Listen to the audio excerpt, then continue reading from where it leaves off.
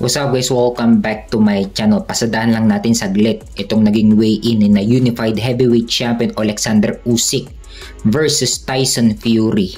So tumimbang si Usyk ng 226 pounds samantalang si Fury naman ay tumimbang ng 281 pounds.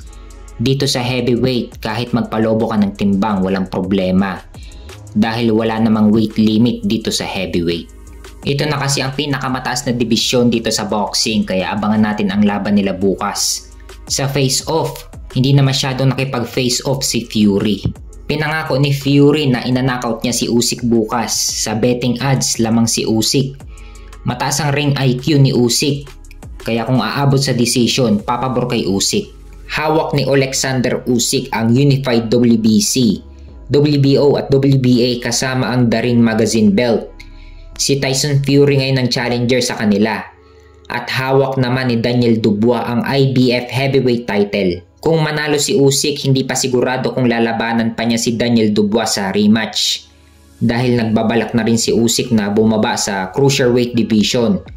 Kung si Fury naman ang mananalo, isusunod daw niya si Daniel Dubois para sa undisputed.